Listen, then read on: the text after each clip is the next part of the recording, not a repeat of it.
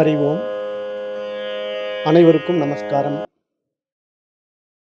இன்றைக்கு விநாயகர் சதுர்த்தி வாழ்த்துக்கள். எல்லோருக்குமே விநாயகர் சதுர்த்தி வாழ்த்துக்கள் சொல்றேன். இப்ப இன்றைக்கு நம்ம சாந்தோக்கிய உபநிஷதம் வகுப்பு பார்க்கிறோம். இப்ப இதுல நாம கடந்த வகுப்புகள்ல பூம வித்யா அப்படிங்கிற பகுதியை பார்த்துக்கிட்டு இருக்கோம். இப்ப பூமா அப்படின்னா மிக பெரியது, மிக உயர்ந்தது அப்படின்னு பொருள். இங்க சனத்குமார மகரிஷிக்கும் நாரதருக்குமான உரையாடல் பகுதியாக இந்த பூம வித்யா இருக்கிறது என்று பார்த்தோம். இப்ப நாரதர் சனத்குமாரர் என்ற சனகாதி முனிவர்களிலே ஒருவராக இருக்கின்ற ரிஷியிடத்திலே எது மிகவும் பெரியது அப்படின்னு ஒரு கேள்வி எழுப்புறார் முதல்ல. அப்ப அந்த கேள்வியை கேட்ட உடனே சனத்குமாரர் என்ன சொல்றாருன்னா, இறைவனுடைய திருநாமம் தான் மிக மிக உயர்ந்தது நாரதா அப்படின்னு சொல்றார். அதை கேட்ட உடனே நாரதர், அப்ப இறைவனுடைய திருநாமத்தை விட உயர்ந்தது ஏதாவது இருக்குதா அப்படின்னு கேட்கும்போது, இருக்கு, அது வாக்கு அப்படின்னு சொன்னாரு. இப்படியே ஒவ்வொன்றா சொல்லி, அதாவது இறைவனை காட்டி கொடுப்பதற்கான ஒரு மிக உயரிய விஷயத்தை நோக்கி கொண்டு போறாங்க. 2 மகரிஷிகளுமே நம்மை நல்வழியில, சரியான பாதையில, குழப்பமில்லாத ஒரு நிலையில நம்மள கையை பிடிச்சு கூப்பிட்டு போறாங்க. அப்ப அப்படி நம்ம போகும்போது இங்க எது உயர்ந்தது, எது உயர்ந்ததுன்னு பார்க்கும்போது கடைசியா கடந்த வகுப்புல சனத்குமாரர் சொன்னாரு. எது எல்லையற்றதோ அது அழிவற்றது, எது சிறியதோ அது அழியக்கூடியது அப்படின்னு நம்ம கடந்த வகுப்புல பார்த்தோம். ஏன்னா இங்க பூமா இறைவன் அப்படின்னா, இறைவன் எப்படி இருக்கிறான்? எல்லையற்றவனாக இருக்கிறான். அந்த எல்லையற்ற இறைவனை ஒரு குறிப்பிட்ட உருவத்துக்குள்ள அடக்க முடியுமா? அப்படி அடக்க முடியாது. அப்படி அடக்கிட்டா அந்த இறைவன் ஒரு சிறியவனாகி விடுவான். சிறியவனாகி விட்டா அவனுக்கு மதிப்பு குன்றிவிடும் இல்லையா? ஏன்னா இறைவன் என்பவன் மகத்தானவன், எல்லையற்றவன், எங்கும் நிறைந்தவன். அப்படிப்பட்ட ஒருவன ஒரு குறிப்பிட்ட இடத்துல கொண்டு அடக்கிட்டோம்னு வச்சுக்கங்களேன், அவன் சிறியவனாகி விடுவான். அப்படி சிறியவனாக இருக்கின்ற எல்லாமே அழியக்கூடியது என்ற ஒரு அருமையான விஷயத்தை நமக்கு யார் சொல்றா? சனகாதி முனிவர்களில் ஒருவராக இருக்கின்ற சனத்குமார மகரிஷி சொல்றார். அதைத்தான் நம்ம ஏத்துக்கணும். எவனோ ரோட்ல போற வர்றவன்லாம் சாமியை பத்தி சொல்லிட்டு இருப்பான், கடவுளை பத்தி பேசிட்டு இருப்பான். அதையெல்லாம் கேட்டீங்கன்னா நீங்க குழப்பம் அடைஞ்சிருவீங்க. ஏன்னா இன்றைக்கு கடவுள் வழிபாடுகள் எப்படி இருக்கு? இன்றைக்கு கடவுள் வழிபாடு பூரா கமர்ஷியல் ஆயிடுச்சுன்னு நான் தான் பலமுறை சொல்லிட்டே இருக்கிறேன். நீங்க எல்லா விசேஷ காலங்களையும் பாருங்களேன், வியாபாரத்தின் நோக்கில தான் இறை வழிபாடுகள்லாம் வருது.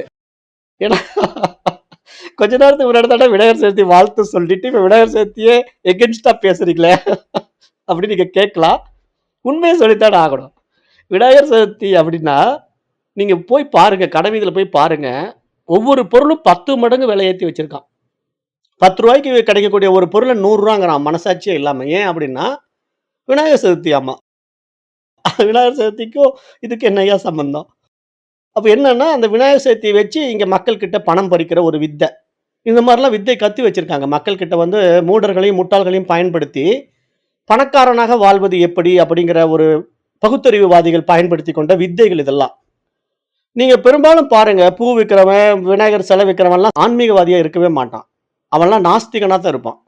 ஆனா அவன் அந்த வேலையை செய்வான். ஏன்னா அவனுக்கு இந்த மாதிரி மூடர்கள் மூலமா பணம் பறிக்கிறதுக்கு நல்ல ஒரு பாதை கிடைச்சிருக்கு அப்படின்னு புரிஞ்சுக்குவான். ஆனா உண்மையிலே விநாயகர் எங்க இருக்காரு? எங்கும் நிறைந்திருக்கிறார், எல்லையற்றவராக இருக்கிறார். விநாயகருடைய உண்மை நிலை என்ன? ஓம்காரம் தான். ஏன்னா விநாயகரே ஓம்காரமா தான் இருக்கார். அப்ப நீங்க ஓம்ங்கிற பிரணவத்தை நீங்க மானசீகமா உச்சாரணம் பண்ணாலே விநாயகர் உங்க கூட தான் இருக்காரு.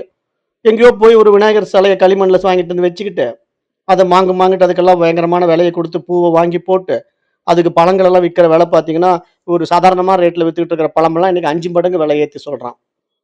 அப்புறம் அதே மாதிரி பூ பயங்கரமான ரேட்டு. சில விநாயகர் சிலையும் வாய்க்கு வந்த ரேட்டு சொல்றான், களிமண்ல செஞ்சது. அப்புறம் அது இங்க கரைக்கக்கூடாது, அங்க கரைக்கக்கூடாது. ஏன்னா உண்மையிலேயே அன்னைக்கெல்லாம் பார்த்தீங்கன்னா, விநாயகர் சிலையை நம்ம களிமண்ல செஞ்சு தான் வழிபாடு பண்ணோம். அப்ப அதனால கொண்டு போய் நம்ம ஆத்துலயோ குளத்திலயோ கரைச்சோம்னாலும் அது கரைஞ்சி மண்ணா போயிடும். ஆனா இன்றைக்கு எல்லாம் பார்த்தீங்கன்னா, இந்த பிளாஸ்டர் ஆஃப் பாரிஸ்ன்னு சொல்லக்கூடிய ஒரு மாதிரி கெமிக்கல்ல பண்றாங்க விநாயகர் சிலை. அப்புறம் விநாயகரை வச்சு பிச்சை எடுக்கிறவன் ஜாஸ்தி ஆயிட்டான். இன்னைக்கு ஏகப்பட்ட பேர் பிச்சை எடுக்கிறான் விநாயகரை வச்சுக்கிட்டு. அதாவது விநாயகரையே பிச்சைக்காரனா மாத்திட்டான்னு சொல்றேன். நான் விநாயகர் சதுர்த்தியை வாழ்த்து சொல்லிட்டு இப்படி திட்டுறேன்னு நினைக்க கூடாது. நான் உண்மையை சொல்லி ஆகணும். ஏன்னா வீதிக்கு வீதி விநாயகர் சிலைய வச்சுக்கிட்டு பிச்சை எடுக்குறான். ஏன் விநாயகர் ஆலமரத்தடியில, அரச மரத்தடியில அங்கங்கே வச்சிருக்கியே, அங்க போய் கும்பிட வேண்டியதானே! விநாயகர் சதுர்த்தி அன்னைக்கு அந்த இடத்துல போய் விநாயகர் வழிபாடு பண்ண வேண்டியது தானே! ஏன் அத பண்ண மாட்டேங்கிறீங்கன்னா, கமர்சியல். அதாவது இந்த மாரி ஒரு விஷயத்த கொண்டு மக்கள் கிட்ட நுழைச்சிட்டு, அத வச்சு பணம் பண்றதுக்கு என்னென்ன வழி இருக்கோ, அத்தனையும் ஆன்மீக விழாக்களா மாற்றப்பட்டிருக்கு. இதுல விவேகிகள், புத்திசாலிகள் விழித்துக் கொள்வார்கள். விவேகமற்றவர்கள், மூடர்கள், முட்டாள்கள் இதில் மூழ்கி விடுகிறார்கள் என்று நம்ம பார்க்கிறோம். ஏன் அத நான் சொல்றேன் அப்டின்னா, இங்க சனகாதி முனிவர்களில் ஒருவராக இருக்கின்ற ரிஷி சொல்றாரு. அவர் என்ன சொல்றாருன்னா, இறைவனை ஒரு குறிப்பிட்ட விஷயத்துக்குள் அடக்க முடியாது. அப்படி அடக்கிவிட்டால் இறைவன் சிறியவனாகி விடுகின்றான் என்று சொல்லும்போது, நீங்க விநாயகருக்குள்ள தான் இறைவன் இருக்கிறான்னு நெனச்சீங்கன்னா முடிஞ்சுது. விநாயகருக்கு வேல்யூ போச்சு, இறைவனுக்கு வேல்யூ போச்சு. அதான நடக்குது. அப்ப நெறைய பேருக்கு இந்த பாடத்திட்டத்துல இது புரிய மாட்டேங்குதுன்னா, புரியாது. புத்திசாலித்தனம் அவங்களுக்கு வளரவே இல்லை அப்படின்னு நம்ம பார்க்கிறோம். ஏன்னா மனிதர்களாக இருக்கலாம். ஆனா மனசாட்சியோட நடந்துக்கணும்ல. கொஞ்சமாவது மனிதர்களா இருந்தா, நமக்குள்ள என்ன நடக்குது? நம்ம எதற்காக வந்திருக்கிறோம்? என்ன செஞ்சுட்டு இருக்கிறோம்? இறைவன் யார்? இந்த உலகம் எப்படிப்பட்டது? அப்படிங்கிறதெல்லாம் யார் ஒருத்தன் விவேகத்தினால விழிச்சுக்கிறானோ, அவன் தான் மனிதனாக இருப்பதற்கு மதிப்புள்ளவனா பார்க்கிறோம். மகத்தானவனா பார்க்கிறோம். மற்றவர்கள் எல்லாம் நம்ம மனிதனாவே பார்க்கறதில்ல. மனித உருவத்தில் இருக்கின்ற மிருகங்கள் என்று தான் பார்க்கிறோம். ஏன்னா 6ஆம் அறிவு பரிமாணம்ங்கிறது என்ன? உயர் பரிமாண அறிவு இல்லையா? அங்க தான நல்லது, கெட்டத பகுத்து பிரிச்சு பார்க்கணும். அங்க தான புத்திசாலித்தனம் வெளிப்படணும். அது மனிதனிடத்தில் மட்டும் தான் இருக்கு. வேற எந்த ஜீவராசிகள் இடத்திலும் அது கிடையாது. அப்ப அப்படிப்பட்ட ஒரு விஷயத்தை இங்க சனத்குமாரர் எவ்வளவு 5000 ஆண்டுகளுக்கு முன்னாடி சொல்றார். எது எல்லையற்றதோ அது அழிவற்றது. எது சிறியதோ அது அழியக்கூடியது. அப்ப நீங்க ஒரு சிறிய விஷயத்துக்குள்ள இறைவன கொண்டு வச்சுட்டீங்கனாலே அது அழிஞ்சு விடும். அழியக்கூடியதாகத்தான் இருக்கிறது இறைவன் அப்படிங்கிறதையும் புரிஞ்சுக்கணும். ஏன்னா, இத நம்ம சனகாதி முனிவர்கள் சொல்ற விஷயத்த நம்முடைய சனாதன தர்மத்தில் வந்த சான்றோர்கள் நடைமுறைப்படுத்துவதனால தான், விநாயகர கொண்டு போய் கரைக்கிறோம். இங்க முக்கியமான பாயிண்ட் என்ன தெரியுமா? விநாயகர வழிபாடு பண்ணிட்டு நம்ம என்ன பண்றோம்? கொண்டு போய் ஆத்துலயோ, குளத்திலயோ கரைக்கிறோமே. ஏன் கரைக்கிறோம்? விநாயகர் சிறியவனாக வந்தால் அழிந்து விடுவான். அவன் பெரியவனாக இருப்பதனால் அழிவற்றவனாக இருக்கின்றான் அப்படிங்கிற தாத்பரியம் தான் விநாயகர் சதுர்த்தி. விநாயகர் சதுர்த்தியுடைய தாத்பரியம் என்ன அப்படின்னு கேட்டீங்கன்னா, இறைவனை ஒரு எல்லைக்குள் அடக்கவே முடியாது. அப்படி அடக்கிட்டீங்கன்னா, அது அழியக்கூடிய பொருள் ஐயா. அப்ப நீ விநாயகர் சிலைய வச்சு விநாயகர கும்பிட்டீங்கன்னா, கொண்டு போய் குளத்திலயோ, ஆத்துலயோ வீசி எறிஞ்சிடு. அது அழிஞ்சு போயிடும். அது நீ நினைக்கிற கடவுள் கிடையாதுப்பா. அப்படிங்கிறத வெளிப்படையாக சொல்றது தான் விநாயகர் சதுர்த்தி. அது எத்தன பேருக்கு புரியுறது? எத்தன பேருக்குமே புரியறதில்ல. எவனுக்குமே புரியறதில்ல. ஏன்னா, இன்னைக்கெல்லாம் மூடத்தனம் ஜாஸ்தி ஆயிடுச்சு. முட்டாள்தனத்த மக்கள் கிட்ட புகுத்திட்டாங்க. அது எதற்காக வழிபாடு செய்றோம்னு கூட வழிபாடு தெரியல. வழிபாட்டினுடைய நோக்கமே இறைவன் மிகப் பெரியவன். இறைவன் எல்லையற்றவன். அவனை ஒரு சிறிய விஷயத்துக்குள் உங்களால் அடக்கவே முடியாது. அப்படிங்கிற ஒரு ஆழமான உண்மையை 5000 ஆண்டுகளுக்கு முன்னாடி சனத்குமார மகரிஷி நாரத மகரிஷியினிடத்திலே சொல்கிறார். அதுதான் பூம வித்யா. அப்ப இந்த பூம வித்யாவ நம்ம கேட்ட உடனே இங்க என்ன புரிஞ்சுக்கணும்? அந்த இறைவன் எல்லையற்றவனாக இருக்கிறானேப்பா, அது எங்க இருக்கிறான்? எதில் நிலை பெற்றிருக்கிறான்? அப்படின்னு ஒரு கேள்வி கேட்கிறாரு. ஏன்னா, எல்லையற்றவனாக இருக்கின்ற இறைவன் எங்கேயாவது ஒரு இடத்துல இருக்கணுமே இல்லையா? அப்படி ஏதாவது இருக்கக்கூடிய இடம் இருக்கா? அது விநாயகர் சிலையில இருக்கா? இல்ல திருப்பதி வெங்கடாச்சலபதி கிட்ட இருக்கா?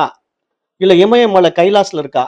அப்படின்னு கேள்வி கேட்டா, அழகா பதில் சொல்றாரு சனத்குமாரர். எங்க தெரியுமா இறைவன் இருக்கிறான்? தன் மகிமையில் இருக்கின்றான். அவனுடைய வைபவம், அவனுடைய மகிமையில் இருக்கின்றான் அப்படிங்கிறாரு. அடுத்த செகண்ட் அப்படியே மாத்துறாரு.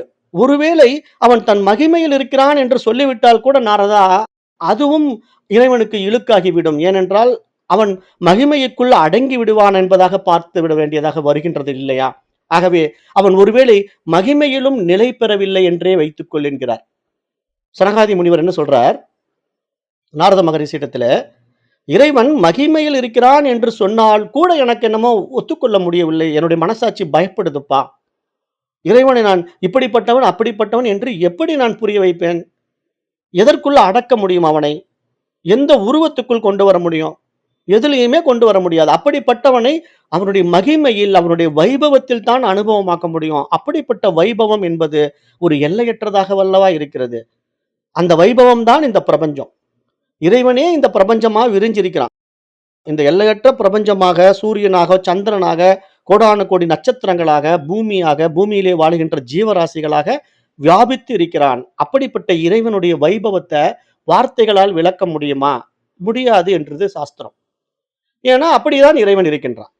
அப்ப சனத்குமாரர் கூறுகிறார், அது மகிமையில் நிலை பெற்றுள்ளது அல்லது ஒருவேளை தன் மகிமையிலும் நிலை பெறவில்லை. சாந்தோக்கிய உபநிஷத்தினுடைய மிக ஆழமான, நுட்பமான ஒரு கவிதை நயம் வாய்ந்த மந்திரம் என்று நம்ம கடந்த வகுப்புல பார்த்தோம். அப்ப என்ன காரணம் அப்படின்னா, அங்க 2வதாக ஒன்று இல்லை என்ற ஒரு அனுபவ நிலை உண்டாவதற்கு பெயர் தான் இங்க வைபவம், அனுபவம் என்று பெயர். இறைவனுடைய அனுபவம், இறை அனுபூதி, ஆத்மா அனுபூதி அப்படின்னு நம்ம சொல்றோம் அப்படின்னா, அது ஒரே நிலை தான். அதற்கு பெயர் வந்து அத்வைத நிலை. அத்வைதம் அப்படின்றால் இருமைகள் அற்றது, இரண்டற்றது என்று பெயர். துவைதம் என்றால் 2, அத்வைதம் என்றால் இரண்டற்றது. அப்ப இறைவன் 2ஆக இருக்கவே முடியாது. ஏனென்றால் இன்னொரு விஷயத்துக்குள்ள இறைவன் வந்துவிட்டால் அவனுடைய வைபவம் இல்லாமல் போய்விடும். அவனுடைய மகத்துவம் அழிக்கப்பட்டுவிடும். அவனுடைய தகுதியை குறைக்கப்பட்டுவிடும் என்று இந்த சாஸ்திரம் சொல்லிக் கொடுக்குது. அப்ப அப்படிப்பட்ட ஒரு உயர் பரிமாண விஷயத்தை வந்து இங்க மகான்கள் பேசிக் கொண்டிருக்கிறார். அப்ப அந்த மாதிரி ஒரு இறைவன, எல்லையற்றவன, 2வதாக பார்க்க முடியாதவன, இங்க மனசு வந்து என்ன பண்ணுது? 2வதாக பார்க்க விரும்புது இல்லையா? அதனால தான் இத்தனை கடவுள் வழிபாடுகள், விக்கிரகங்கள், இங்க இவ்வளவு விஷயங்கள் எல்லாம் வெளிப்பட்டு இருக்கு. அப்ப இங்க இவ்வளவு விஷயங்கள் வெளிப்பட்டு இருக்கிறதுன்னு கவனிச்சாலே இதெல்லாம் என்ன? எல்லாமே இங்க இறைவனுடைய வெளிப்பாடாக இருக்கிற ஒரு வைபவம் என்று பார்த்தா, அந்த வைபவத்துல போய் இது உயர்ந்தது, இது தாழ்ந்ததுன்னு பிரிச்சு பார்க்கிற ஒரு மைண்ட் நமக்கு வருமா? வராது. அப்ப இங்க வந்து வைபவத்தில் வருகின்ற ஒரு விஷயம் இருக்கு இல்லையா? இப்ப அது வந்து வழிபாடுங்கிற முறையில வந்திருக்கலாம். ஒரு விக்கிரகம் என்ற முறையில வந்திருக்கலாம். ஆனால் அது நிலையானதா? அப்படின்னு கேட்டா இல்லை. அதனால தான் அவர் என்ன சொல்றாருன்னா, அப்படி ஒரு வைபவத்துக்குள்ள இருக்கிறான்னு சொன்னா கூட, ஒரு சமயம் அவன் தன் வைபவத்தில் நிலை பெறவில்லை என்றால் அது அழிந்து போகக்கூடியதாகத்தானே இருக்குது. இப்ப விநாயகரை வச்சு வழிபாடு பண்றோம்னா, அந்த விநாயகர் சிலை காலகாலமா இருக்குமா? அது அழிந்து போகும். அப்போ வைபவம் அப்படின்னு நம்ம எடுத்துக்கிட்டா கூட, இறைவன் தன் மகிமையில் இருக்கிறான். வைபவம்னா என்ன? மகிமை.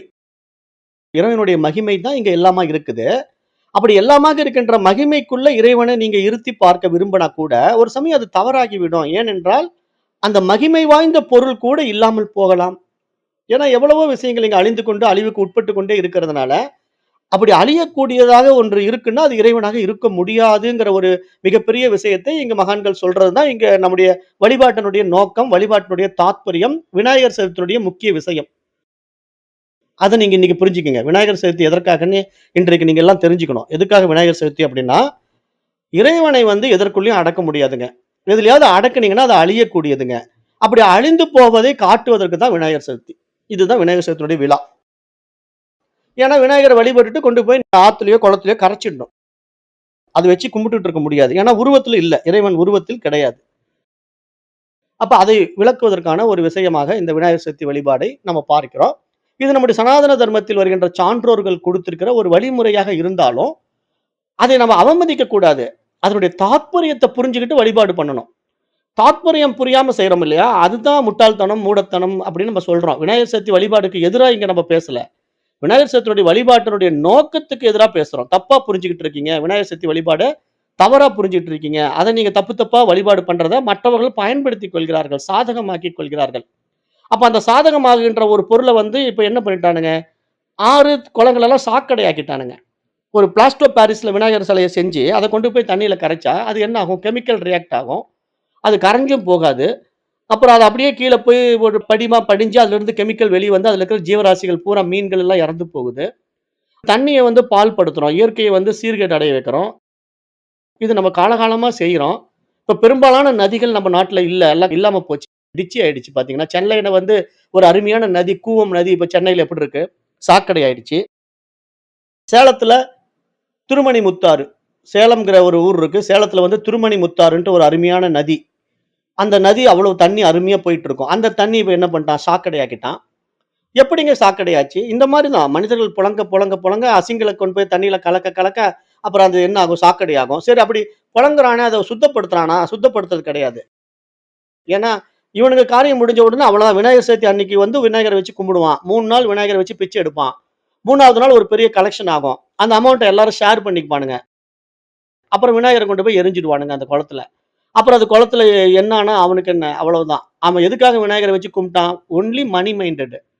பணத்துக்காக தான் விநாயகர வச்சு கும்பிடுறான். அது இந்த மக்கள் கூட்டம் என்ன பண்ணுது? போறதெல்லாம், வரதெல்லாம் அந்த பக்கம் பார்த்துட்டு, பார்த்துட்டு காசு போடும். அப்ப இந்த மாரி காசு போட்டு, போட்டு ஒரு பெரிய கலெக்ஷன் ஆகும். அந்த அமௌண்ட்ல அவனுக்கு தண்ணி அடிக்கிறதுக்கு அன்னைக்கு பணம். அந்த 3 நாளைக்கு வச்சு அந்த விநாயகர சம்பாதிச்சுக்கிட்டு, ஒரு 30 நாளைக்கு அவனுக்கு ஒரு அமௌண்ட் கிடைச்சிரும். டெய்லி டாஸ்மாக் போறதுக்கு. அப்ப இப்படிதான் விநாயகர் சதுர்த்தி. அப்ப இதுதான் விநாயகர் சதுர்த்தியா? இது விநாயகர் சதுர்த்தி கிடையாது. விநாயகர் சதுர்த்திங்கிறது உள்ளத்தால் உணரக்கூடிய ஒரு விஷயம். ஓம்காரமா இருக்கு. இறைவன் வந்து ஓம்காரமா இருக்கிறான். அவன் எல்லையற்ற பிரபஞ்சமா இருக்கிறான். அவன் எங்கும் நிறைந்தவனாக இருக்கிறான். அவன் வந்து ஒரு உருவத்துக்குள்ள வரமாட்டான். உருவத்துக்குள்ள வந்தா அவன் அழிஞ்சு போயிடுவான். அதுதான் விநாயகர் சதுர்த்தி. அப்ப அதை சொல்லுது இங்க இந்த இடத்துல. அப்ப இங்க என்ன விஷயம் சொல்ல வராங்கன்னா, அப்ப அப்படிப்பட்ட ஒரு இறைவனை வார்த்தைகளால் கூட விளக்க முடியாது. ஏன்னா பேச்சு என்று வந்தாலே அங்க 2வதாக ஒன்று வந்து விடுகிறது இல்லையா? இப்ப நான் வந்து இந்த விஷயத்த பத்தி பேசுறேன்னாலே அங்க செகண்டரியா ஒரு விஷயம் வந்துடுது. அப்ப பிரைமரியா இருக்கக்கூடிய இறைவன் அங்க இல்லாம போயிடுறான்ல. அப்ப பிரைமரியா இருக்கக்கூடிய இறைவன தவிர வேற இன்னொன்று விஷயம் வந்துடுச்சு அப்படின்னா, அப்ப அங்க டுயாலிட்டி வந்தாலே என்ன ஆயிடும்? இறைவனுடைய வேல்யூ குறைஞ்சு போயிடும். மகத்தான ஒரு பொருளுக்கு வேற இன்னொன்னு உருவாக்க முடியும். இன்னொன்னு இருக்குது அப்படின்னா, அப்ப அதை உருவாக்கியவன் யார்? அப்படிங்கிற ஒரு கேள்வி எழுந்திரிக்கும். நீங்க யோசிச்சு பார்க்கணும். இறைவன் ஒருவன் இருக்கிறான். இறைவனுக்கு வேறாக இந்த உலகம் ஒன்று இருக்கிறது அப்படின்னா, அப்ப இறைவனுக்கு வேற இந்த உலகத்தை யாரப்பா உருவாக்குனாருங்க அப்படின்னு கேள்வி வந்துரும். அப்ப இறைவனே தான் உருவாக்குனான் அப்படின்னா, அப்ப அந்த உலகமே இறைவனாகத்தான் இருக்க முடியும். அப்ப உலகமாகவே இருக்கின்ற இறைவன் வந்து அந்த பிரித்து பார்க்கின்ற விஷயங்கள்ல போய் மாட்டுவானா? இது வேற, அது வேறுன்னு பிரிச்சு பார்க்கிற விஷயத்துல, இருமைகள்ல, இந்த விநாயகர் பெருசுங்க, முருகன் சின்னதுங்க, சிவபெருமான் பெரியவருங்க, நாராயணன் மட்டமானவருங்கன்னு சொல்ல முடியுமா? ஏன்னா உலகம் அப்படிங்கிற ஒரு விஷயத்துக்குள்ள எல்லாமே இறை வைபவமா இருக்கிறதுனால, இறைவனுடைய அனுபூதி, இறைவனுடைய மகத்துவம், இறைவனுடைய மகிமை என்று பார்க்கும்போது, அதுல எதுல வேற்றுமை பார்க்க முடியும்? வேற்றுமை பார்ப்பது மனசு. அப்ப அப்படிப்பட்ட ஒரு இறை விஷயத்த வார்த்தைகளால் சொன்னாலும், அதுவும் தப்பா தான் முடியும். அப்ப பேச்சு என்ற ஒன்றே சாத்தியமில்லாத ஒரு நிலையை பற்றி பேசுவதும், அதை ஒரு தத்துவமாக விளக்க முயற்சிப்பதும், வீண் முயற்சி என்பதைத்தான் இப்போ இந்த மந்திரங்களுடைய வரிகள் நமக்கு சுட்டிக்காட்டுகின்றன. அப்ப அந்த நிலையிலே இறைவன் தன் மகிமையில் ஆழ்ந்துள்ளார் என்ற உபநிஷத முனிவர் முதலில் கூறுகிறார். மறுகணமே இறைவனின் மகிமையைப் பற்றி கூறினால் கூட, அது அந்த நிலையிலிருந்து அவரை கீழ் நிலைக்கு கொண்டு வருவதாகிவிடும் என்று அஞ்சிய முனிவர், ஒருவேளை தன் மகிமையிலும் அது நிலை பெறவில்லை என்று கூறிவிடுகிறார். அப்ப இறையருளாலும், குருவருளாலும் தான் இந்த விஷயத்தை நம்ம புரிந்து கொள்ள முடியும். ஏன்னா இறைவனுடைய அனுகிரகம் வேணும். அந்த இறைவனே குருவாக வந்து இதை உணர்த்த வேண்டும். இல்லன்னா இந்த மாரி விஷயங்கள் யாருக்குமே புரியாது. புரிய வைக்கவும் முடியாது. ஏன்னா, இங்க குரு பக்தி இல்லனாலும் இந்த மாரி விஷயங்கள் உள்ள போகாது. காரணம் என்ன? அது அந்த குரு தான் இறைவனா இருக்கிறார். இறைவனே குருவாக இருக்கிறார்ன்னு தெரியலன்னா எப்படி விஷயத்த உள்வாங்குவான் ஒருத்தன்? வாங்க மாட்டான் இல்லையா? அப்ப அவனுக்கு இந்த சாஸ்திரம் கை கொடுக்காது. ஏன்னா இங்க மாதா, பிதா, குரு, தெய்வம். அம்மா, அப்பாவுக்கு அப்புறம் குரு. குருவுக்கு அப்புறம் தான் தெய்வமே நமக்கு வராரு. அப்ப தெய்வத்தை காட்டிக் கொடுப்பவன் குரு. அப்ப குரு இல்லாமல் இங்கு கடவுள் கிடையாது. அப்ப கடவுளே குரு, குருவே கடவுள் அப்படிங்கிறது தான் இங்க நம்முடைய சனாதன தர்மம் சொல்லுகின்ற சாஸ்திரம். அப்ப இங்க அந்த அடிப்படையில இங்க சனத்குமாரர் சொல்றார். நெறைய விஷயங்கள் சொல்லிக்கிட்டே வரார். இங்க இறைவனுடைய மகிமைகள நம்ம எல்லா விஷயங்களையும் பார்க்கலாம். அவருடைய வைபவத்த சூரியன்ல பார்க்கலாம், சந்திரன்ல பார்க்கலாம், ஏன் பூமியில பார்க்கலாம். அந்த பூமியில இருக்கின்ற ஜீவராசிகள்ல பசுக்கள், குதிரைகள், யானைகள், ஏவலர்கள் அப்படின்னு ஏகப்பட்ட விஷயங்கள் இருக்கு. ஆனா, இவைகள் எல்லாம் வந்து நம்ம ஒரு மகிமையாக பார்த்தாலும், இந்த மகிமையிலே நம்ம என்ன பண்றோம்? மனமயக்கம் அடைந்து அதுல போய் மாட்டிக்கிறோம். ஏன்னா இறைவனுடைய மகிமையாக இருந்தாலும், அந்த மகிமையான பொருட்கள் வந்து சாஸ்வதமா, சத்தியமான இல்லை இல்லையா? அது மாறிக்கொண்டே இருக்கிறது தானே இறைவனுடைய ஆற்றல். அப்ப இறைவனுடைய ஆற்றல் எப்படி இருக்குன்னா, ஒரு ஆற்றல் வேறு ஒரு ஆற்றலாக மாறக்கூடும். ஆனால் அந்த ஆற்றலை ஆக்கவோ, அழிக்கவோ முடியாது. அப்படிங்கிற ஒரு அடிப்படை சயின்ஸ் நியதியும், இங்க சாஸ்திர நியதியும் நமக்கு புரிஞ்சா மட்டும் தான், இங்கு இறைவனுடைய மகிமையை இங்க உலகமாக நம்ம பார்த்தால் கூட, அந்த உலகமே இறைவனாக இருக்கிறான் என்று சொல்ல முடியாதுன்னு சொல்லுது சாஸ்திரம். எப்படி இதுக்கு விளக்கம் குடுக்குது சாஸ்திரம் அப்படின்னா, அதுக்கு கடந்த முறை நான் அந்த உதாரணம் சொன்னேன். இப்ப ஒரு பால் இருக்கு. அந்த பால வந்து நீங்க தயிரா மாத்துறீங்க. பால வந்து தயிரா மாத்துன பிறகு, அது தயிராகி விட்ட விஷயத்த மீண்டும் பாலாக மாத்த முடியுமா? மாத்த முடியாது. ஏன்னா தயிர்ன்னு ஆன பிறகு நீங்க அந்த தயிரிலிருந்து என்ன பண்ணலாம்? வெண்ணெய் எடுக்கலாம். வெண்ணெய காய்ச்சி நெய் ஆக்கலாம். ஆனா, அதனுடைய சோர்ஸ்க்கு மீண்டும் அது தன்னுடைய பாலுக்கே திரும்புமா? அப்படின்னா, சாத்தியம் இல்லை இல்லையா? அப்ப இந்த விஷயத்த எடுத்து சொல்றாங்க. எப்படி சொல்றாங்க அப்படின்னா, ஒரு மூலத்திலிருந்து ஒண்ணு வெளிய வருதுன்னா, அது மீண்டும் மூலத்துக்கே திரும்பக்கூடியதாக இருக்கணும். அப்படி இருந்தா தான் அது இறைநிலைக்குள்ள வருகிற ஒரு விஷயமா இருக்க முடியும். அப்ப அப்படி எடுக்கிறதுனால இங்க என்ன சொல்ல வராங்க? இறைவனே உலகமாக மாறிவிட்டான்னு நெனைக்கக் கூடாது. அப்படி இறைவன் உலகமாக மாறவே இல்லை. அவனுடைய வைபவம், அவனுடைய மகிமை இந்த உலகம். அப்படி மாறிட்டா மீண்டும் இறைவனாக அது மாற முடியாது. உலகமாக மாறிவிட்டா மீண்டும் இறைவன் என்று அதை சொல்ல முடியாது. அப்ப அங்க 2வதான ஒரு விஷயம் வந்து விடுகிறது இல்லையா? அப்படி வரக்கூடாது அப்படிங்கிற நிலையில, நம்முடைய சனாதன தர்மத்த வந்து ரொம்ப நீங்க ஆராய்ந்து பார்த்தீங்கன்னா, ரொம்ப பயங்கரமான விஷயத்துக்குள்ள போய் மகான்களுடைய கருத்துக்கள உள்ள போய் ஊடுருவி பார்த்தீங்கன்னா, அப்புறம் உலகம்ங்கிறது எப்படிங்க இருக்கு? அது வெறும் கற்பனை. இறைவனுடைய கனவு உலகம் என்று சொல்லிடுது சாஸ்திரம். கடைசியா அப்படி சொல்லிடும். ஏன்னா, நீங்க எவ்வளவு தூரம் டீப்பா இந்த பாடத்திட்டங்கள படிச்சுக்கிட்டே வந்தாலும், கடைசியா இந்த உலகம் உண்மையான்னு கேட்டா, உண்மையே இல்லைங்கிறத நிரூபணம் பண்ணும். அப்ப நானும் அனுபவிச்சுக்கிட்டு இருக்கேனே, என்னுடைய வாழ்க்கைய நான் வாழ்ந்துட்டு இருக்கேனே அப்படின்னா, வாழ்கின்ற வரைக்கும் அது உண்மையா உங்களுக்கு தெரியும். ஏன்னா, வாழுகின்ற வரைக்கும் உண்மையா ஏன் தெரியுது? நாம அதுக்கு நெறைய உதாரணம் சொல்லிட்டோம் கடந்த பாடங்கள்ல. உங்க மனசு தான் அந்த லீலைய பண்ணுது. ஒரு விஷயத்த உண்மைன்னு நம்புறது மனசு. அந்த மனதனுடைய பிளேவ நீங்க புரிஞ்சுக்கணும். அது எப்படி உங்கள ஏமாத்துது? அது நீங்க கவனிச்சு பாருங்க. கனவு காணும்போது நீங்க காண்ற கனவு உண்மையாவே இருக்கா? இல்லையா? அந்த கனவுல புலி தொரத்துறதும் உண்மையா? இல்லையா? நிஜமா? இல்லையா? ஆனா அப்படி அந்த நிலையில நீங்க சத்தியமா பார்த்த ஒரு விஷயம் வந்து பொய்ன்னு எப்ப தெரியுது? நனவு நிலைக்கு வந்தோனே தெரியுதா? இல்லையா? இப்ப கனவுங்கிறது நீங்க கனவு காணுகின்ற வரைக்கும் உண்மையா இருப்பது போல, இப்ப இந்த நனவுங்கிற விஷயமும் நீங்க வாழுகின்ற வரைக்கும் உண்மையாக இருக்கும். இந்த உடலோடு இருக்கின்ற வரைக்கும் உண்மையாக இருக்கும். அப்புறம் இந்த எங்கெங்கே போச்சு இந்த உலகம்? மரணத்துக்கு பின்னாடி இந்த உலகம் இருக்காது அப்படின்னு சொல்லுது. அப்போ நம்ம உடனே மரணத்துக்கு பின்னாடி நடக்கிற விஷயத்த பத்தி இப்ப பேசி என்னங்க பண்றது? இன்னைக்கு இருக்கிற விஷயத்த பேசுங்க அப்படின்னு நம்ம கேள்வி கேட்டோம்னா, அப்ப உடனே சாஸ்திரம் என்ன சொல்லுது? சரி வேண்டாம். நீ மரணத்த நம்ப மாட்டீங்களையா? மரணத்துக்கு பின்னாடி செத்தவனுக்கு சுடுகாடு முன்ன பின்ன சுடுகாடு தெரியாதுன்னு சொல்லுவாங்க. அவனே செத்து போயிட்டான். அவனுக்கு சுடுகாடு தெரிஞ்சா என்னங்க? சரியாட்டி என்னங்க? அவன் அத பத்தி பேசாதீங்க. அனுபவத்துக்கு வர்ற வார்த்தைய மட்டும் சொல்லுங்க. அப்படின்னு கேட்டீங்கன்னா, உடனே சாஸ்திரம் சொல்லிக் குடுக்குது. சரி மரணம் வரைக்கும் போக வேண்டாம். உன்னுடைய இரவு தூக்கத்துக்கு போலாமா? ஆழ்ந்த உறக்கத்துக்கு போப்பாங்குது. அப்ப நாம உடனே என்ன பண்றோம்? விழிப்பு நிலை உலகத்த இப்ப என்ஜாய் பண்ணிட்டு இருக்கிறோம். அப்புறம் தூங்கும்போது கனவு நிலை உலகத்தையும் என்ஜாய் பண்றோம். அப்புறம் நம்ம டீப்பா தூங்கிர்றோம். ஆழ்ந்த உறக்கத்துக்கு போயிடுறோம். அந்த ஆழ்ந்த உறக்கத்துக்கு போன உடனே, அங்க கனவு உலகமும் இல்லை, நனவு உலகமும் இல்லை, நானும் இல்லை. அப்ப இங்க என்ன நடந்ததுங்க? அப்ப நீங்க யாருங்க? நீங்க இந்தியனா? இஸ்லாமியனா? நீங்க தமிழ்நாட்டுல பொறந்திருக்கீங்களா? இல்ல வடநாட்டுல பொறந்திருக்கிறீங்களா? நீங்க ஆணா? பெண்ணா? எதுவுமே தெரியலைல்ல. அப்ப யோசனை பண்ணி பாருங்க. அந்த நிலைய அனுபவம் ஆக்குறது ஒண்ணு இருக்கா? இல்லையா? அத வந்து நீங்க தூக்கத்திலிருந்து விழிச்சு எழுந்த உடனே சொன்னீங்களா? இல்லையா? நான் நல்லா தூங்குனேங்க அப்படின்ட்டு. அப்ப இந்த நிலைய மகான்கள் எடுத்து சொல்லி நமக்கு புரிய வைக்கிறாங்க. ஏன்னா, இப்படிப்பட்ட ஒரு உலகம்ங்கிறத நீ உண்மையா பாவிக்கிற வரைக்கும், நீ இறைவனுடைய மகிமைய ஒரு எல்லைக்குள்ள வச்சு நீ இறைவன வழிபாடு பண்றது ஒரு அஞ்ஞானம், ஒரு அறியாமைப்பா. அப்படி நீ மனசுக்குள்ள இறைவன வந்து ஒரு சிறு உருவத்துக்குள்ளேயோ, ஒரு சிறிய விஷயத்துக்குள்ளேயோ அடக்க முடியாது. அது எல்லையற்றதாக இருக்குது. அப்ப அதை தெரிஞ்சுக்கிறதுக்கு உனக்கு ஞானம் தேவைப்படுது. அப்படிங்கிற ஒரு விஷயத்த இங்க சொல்லி, நாம வந்து சும்மா இந்த தற்காலிகமாக வருகின்ற இந்த விஷய சுகங்களை எல்லாம் உண்மை என்று நம்பிக்கொண்டு, அதன் பின்னாடி அலைந்து கொண்டிருப்பதெல்லாம் நம்முடைய அறியாமை அப்படிங்கிற ஒரு ஆழமான விஷயத்தை இங்க சுட்டிக்காட்டுவது தான், இங்க சாஸ்திரத்தினுடைய முக்கிய நோக்கமாக இருக்கு. அதத்தான் மகா வாக்கிய உபதேசமாகவும் சொல்லுது. பிரம்மம் மட்டும் தான் சத்தியம். ஜகத் என்பது மித்யா அப்படின்னு சொல்லிக் குடுத்துருது. அப்ப இங்க வந்து நம்ம ஜெனரலா பார்க்கும்போது, இப்ப தனக்கென வைத்திருப்பது, தானாக இருப்பது என்ற இந்த பிரபலமாக பேசப்படுகின்ற கருத்துக்களை கடந்து நிற்கின்ற உபநிஷதங்களுடைய வார்த்தைகளை நாம் இங்க கொஞ்சம் ஆழமா கவனித்து பார்க்க வேண்டும். ஏனென்றால், இங்கு தனக்கென வைத்திருப்பது என்ற ஒரு விஷயத்துக்கும், தானாக இருப்பது என்ற விஷயத்துக்கும் நெறைய வித்தியாசம் இருக்கு. அப்ப இறைவன் என்பவன் தன் மகிமையில் கூட நிலை பெற முடியாத ஒரு நிலை தான் இங்கு மிக உயர்ந்த நிலை என்பதாக பார்க்கப்படுகிறது. அப்ப இறைவன வந்து அவனுடைய மகிமையில கூட நிலைநிறுத்த முடியாது. அப்படிதான் இறைவன் இருக்கிறான். அப்ப அந்த நிலையிலே மிக உயர்ந்த ஆனந்தத்தை ஒருவன் அனுபவிக்கின்றான் என்பதே பூம வித்யாவின் மையக் கருத்து என்று நம்ம இங்க பார்க்கிறோம். அப்ப பூம வித்யாவினுடைய மையக் கருத்து இப்ப நம்ம வந்துட்டோம். எங்க வந்திருக்கோம்? இறைவனை வந்து எல்லையற்றவனாக நீங்க உணரும்போது தான், இங்க எல்லாம் இறை அம்சம் தெரியும். அப்படி எல்லாம் இறை அம்சமாக இருந்தாலும், இங்கு நம்மால் பார்த்து அனுபவிக்கப்படுகின்ற எல்லாம் புலன்களுடைய அடிப்படையிலே இருக்கின்ற விசய சுகங்கள் என்று தெரியும். அப்ப அப்படிப்பட்ட விசய சுகங்களையும் கடந்து அதுல நமக்கு ஒரு ஆனந்தம் உருவாக வேண்டுமானால், எல்லாவற்றிலும் இறை ஆற்றல் நிறைந்திருக்கிறது என்பதை நம்ம உணரும்போது அது சாத்தியமாகும். அப்ப அந்த நிலை தான் இங்க ஒருவனுக்கு ஆனந்தத்தை கொடுக்கின்ற நிலை என்பதாக இங்க பூம வித்யா சொல்லுது. அப்ப ஆனந்தம் எப்படி சொத்து சுகங்களில் இருந்தோ, மனைவி மக்களிடமிருந்தோ வர முடியும்? புறப்பொருட்களில் எதிலிருந்தும் வருகின்ற சுகம் நிலையற்றது.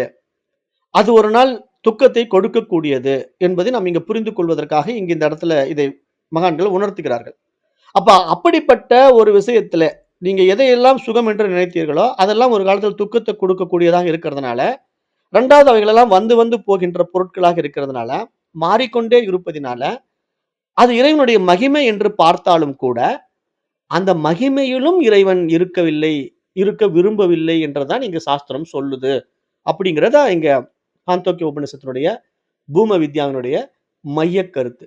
அப்ப இத நீங்க நல்லா இங்க உள்ள வாங்கிக்கணும். ஏன்னா, இறைவனுடைய மகிமையாக இருக்கின்ற இந்த உலகம் உண்மையா? அப்படின்னா, உண்மை கிடையாது. ஏன்னா, அது இறைவனுடைய கனவு. நீங்க கனவு காண்ற மாரி இறைவன் கனவு கண்டுட்டு இருக்கான். கனவு காணுகின்ற வரைக்கும் அது சத்தியமா இருக்கும்.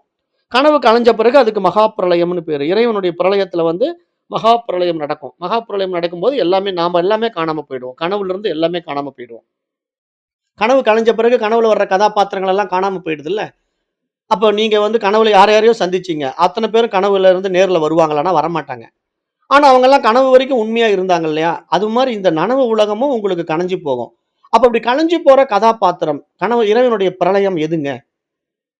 அது உங்களுடைய மரணம் தான். ஏன்னா பிரளயம் அப்படின்னா இறைவன் எங்கேயோ தானா கனவு கலைஞ்சு காணாம போயிடுவான் அப்படின்னு நினைக்கக் கூடாது. இங்க உங்களுடைய மரணம் தான் பிரளயம். ஏன்னா பிரளயத்துல நீங்க மரணம் அடைஞ்ச பிறகு உங்களுக்கு எல்லா கதாபாத்திரங்களும் காணாம போயிடும். நீங்க என்ன கதாபாத்திரங்கள் எல்லாம் நனவு நிலையில குடுத்திருந்தீங்க? நீங்க உங்கள ஒரு பெண்மணியா பார்த்திருக்கலாம், அல்லது ஒரு ஆணா பார்த்திருக்கலாம். அப்புறம் நீங்க ஒரு டாக்டரா இருந்திருக்கலாம், இல்ல ஒரு காலேஜ் புரொஃபஸரா இருந்திருக்கலாம். அப்புறம் நீங்க வந்து ஒரு பெரிய பெரிய பிசினஸ் மேனா கூட இருக்கலாம். இல்ல ஒரு ஆன்மீகவாதியா இருக்கலாம்.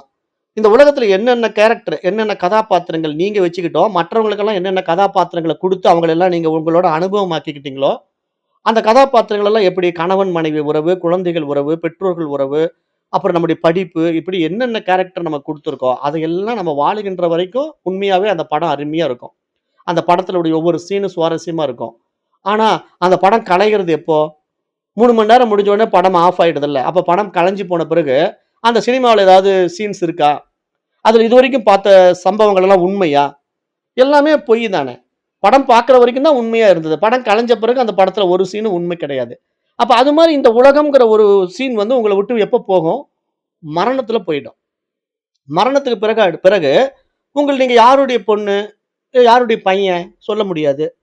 அல்லது யாருடைய அப்பா, யாருடைய அம்மா சொல்ல முடியாது. எதுவுமே கிடையாது உங்களுக்கு. ஏன் அப்படின்னா, இது எல்லாமே உங்களுக்கு இந்த உடம்பு இருக்கிற வரைக்கும் தான். இந்த உலகம் இருக்கும். இந்த உடம்பு உங்கள விட்டு போயிடுச்சுன்னா, இந்த உலகமும் உங்கள விட்டு போயிடும். அப்ப இந்த உடம்புங்கிறது எப்படி இருக்கு தெரியுமா? உங்களுடைய மனசு தான்.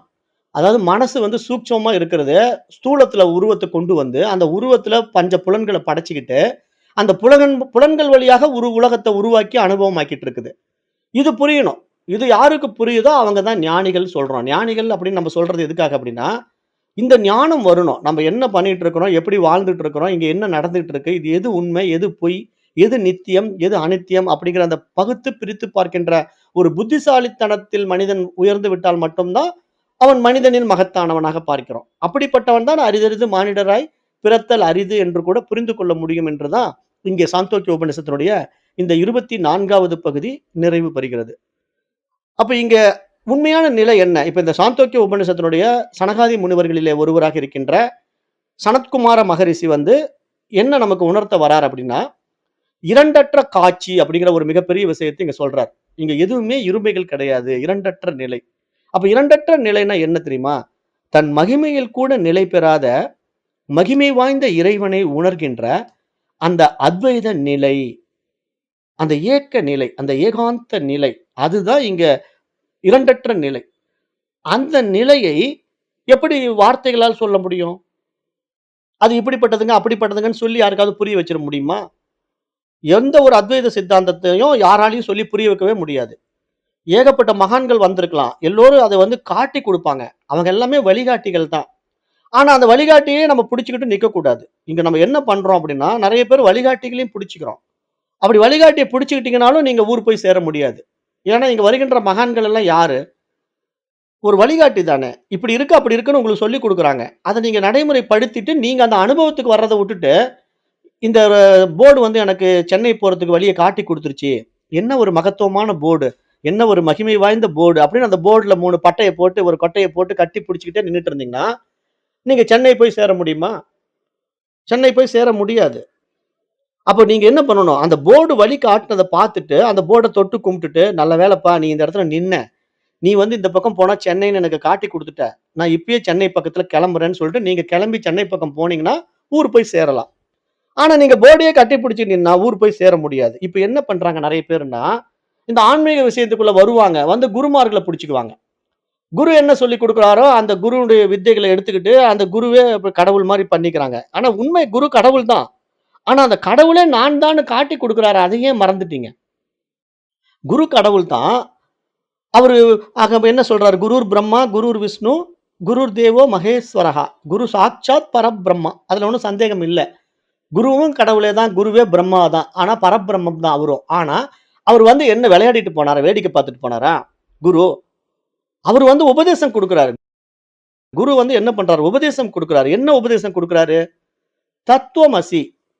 நீ அதுவாகவே இருக்கின்றாய் அப்படிங்கிற ஒரு மிகப்பெரிய மகா வாக்கிய உபதேசத்த மாணவனுக்கு குடுக்கிறார். அப்ப அந்த மகா வாக்கிய உபதேசத்த வாங்குன உடனே அவன் என்ன பண்ணணும்? எப்படி நான் அதுவாக இருக்கிறேன்னு கேள்விகள கேட்கலாம். 1000 1000 கேள்விகள் கேட்கலாம். 1000 1000 சந்தேகங்கள தெளிவுபடுத்திக்கலாம். ஆனா, விடை என்னவா இருக்கணும்? அகம் பிரம்மாஸ்மி. நானே அந்த பிரம்மம் அப்படிங்கிற அந்த தூய அறிவு நிலைக்கு போயிடணும். அப்படி போயிட்டா, அதுதான் குருவுக்கு அவன் செஞ்ச உண்மையான கடமை, கடன், தட்சணை எல்லாமே. ஏன்னா குரு அந்த ஒரு விஷயத்த சொல்றதுக்கு தான் அங்க மனித உருவில் வரார். இறைவன் வந்து தன்னை காட்டிக் கொடுப்பதற்காக தான் மனித உருவில் வரார். அப்ப மனித உருவுல வந்து அவர் தன்னை காட்டிக் கொடுத்த பிறகு நீங்க உடனே அந்த குருவ வழிபாடு பண்றதும், நீங்க கடவுள வழிபாடு பண்றதும் டுவாலிட்டி. இருமை என்று அர்த்தம். ஏன்னா நீங்க ஒரு சிவபெருமான வச்சு கும்பிட்டா என்ன? ஒரு இவர வச்சு கும்பிட்டா என்ன? குருமார்கள்ல யாரும் நான் பேர குறிப்பிட்டு சொல்ல விரும்ப மாட்டேன். ஏன்னா நெறைய குருமார்கள் இருக்காங்க. இவங்கள வந்து நம்ம என்னமோ அவமதிக்கிற மாரி ஆயிடும்.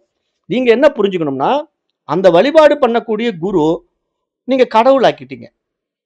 அப்ப குரு வேறு இல்ல, கடவுள் வேறு இல்ல. அப்ப குருவையே கடவுளாக்கிட்டீங்கன்னா, அங்கேயும் இருமைகள் வந்துடும். அப்ப குரு வந்து எந்த இடத்துல இருமைகள் இருப்பார் அப்படின்னா, உபதேசிக்கிற வரியில தான் இருமைகள் இருப்பார். அந்த உபதேசத்த ஒரு மாணவன் உள்வாங்கிட்டானா, அந்த குருவும் நான் தனக்குள்ள தான் இருக்கிறாரு, கடவுளும் தனக்குள்ள தான் இருக்கிறாரு. நானே அவரு தான். அப்படிங்கிற ஒரு அகம் பிரம்மாஸ்மி நிலையில நிக்கணும். அப்படி நின்ன பிறகு அங்க இருமைகள் கிடையாது. அங்க அந்த நிலை தான் இரண்டற்ற காட்சி. அந்த நிலை தான் இங்க சனத்குமாரர் சொல்றாரு. பூடகமா சொல்றாரு. தன் மகிமையில் கூட நிலை பெறாத அவருடைய மகிமை என்ன? குரு. இறைவனுடைய மகிமையே குரு. ஆனா, அந்த மகிமையில் கூட நிலை பெறாத மகிமை வாய்ந்த இறைவனை உணர்கின்ற அந்த அத்வைத நிலை என்பது மனோவாக்கிற்கு அப்பாற்பட்டது. ஏன்னா, அது மனதினாலேயோ அல்லது ஒரு வார்த்தையினாலோ சொல்லிவிட முடியுமா? சொல்லிவிடவே முடியாது. அப்ப குருவ பற்றி பேசிக்கிட்டே இருக்கிறதுனால ஏதாவது பிரயோஜனம் இருக்கா? புகழ் பாடுவதனால, ஸ்துதி பாடுவதனால ஏதாவது பெருமை அடைவாரா குரு? குரு பெருமை அடைய மாட்டாரு. நம்ம சொல்லிக் குடுத்ததெல்லாம் வேஸ்ட்டுன்னு நெனச்சு வருத்தப்படுவாரு. ஏன்னா, பெரும்பாலான குரு ஸ்துதி பாடுறவங்கள எல்லாம் பார்க்கிற குருமார்கள், உண்மையான குருமார்கள் வந்து வருத்தப்படுவாங்க. போலி குருமார்கள் வேணா என்ன புகழ்ந்து பாடுங்க. அருமையா இருக்கு. நல்லா பாடுங்களேன். சூப்பரா பாடுறீங்க. என்ன பத்தி நல்லா உலகம் பூரா பரப்புறீங்கன்னு பெருமைப்படுவாங்க.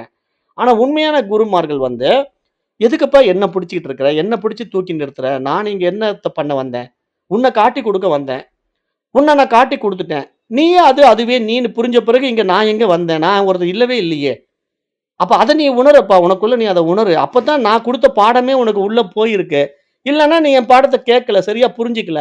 அப்ப நீ இவ்வளவு நாள் கேட்டதெல்லாம் கதை கேட்ட மாரி கேட்டு போனியான்னு தான் குரு வருத்தப்படுவாரு. அப்ப இங்க பெரும்பாலானவர்கள் குருவ வச்சுக்கிட்டு என்ன பண்ணிட்டு இருக்காங்க? கமர்ஷியல் பண்ணி பிசினஸ் பண்ணிட்டு இருக்காங்க. இன்னைக்கு எல்லா குருமார்களுடைய ஆசிரமங்களுக்கெல்லாம் நான் போறேன். போய் பார்ப்பேன். இப்ப போறதில்ல. ஒரு காலத்துல நான் எல்லா குருமார்களுடைய ஆசிரமமும் போயிருக்கிறேன். அங்க போனா எல்லாம் பக்கா பிசினஸ் சென்டரா மாறி, அவர் எழுதின புத்தகங்கள பணம் பண்றதும், அவரு ஆசிரமத்துக்கு நன்கொடை வசூல் பண்றதும், ஃபண்ட் ரைஸ் ஆக அது வந்து ஒரு மிகப்பெரிய பந்தமா மாத்திக்கிறதும், இன்னைக்கு ஏகப்பட்ட பேர் அது ஒரு பெரிய ஆர்கனைசேஷனா, ஒரு பெரிய ஒரு இதா மாத்திக்கிட்டானுங்க. மாத்தி அதுல பார்த்தீங்கன்னா, மனி ஃப்ளோ பயங்கரமா இருக்கு. அந்த மனி ஃப்ளோவுல பார்த்தீங்கன்னா, இன்னைக்கு ஒவ்வொரு சாமியாரும் லக்ஸூரியஸ் லைஃப் வாழ்றான்.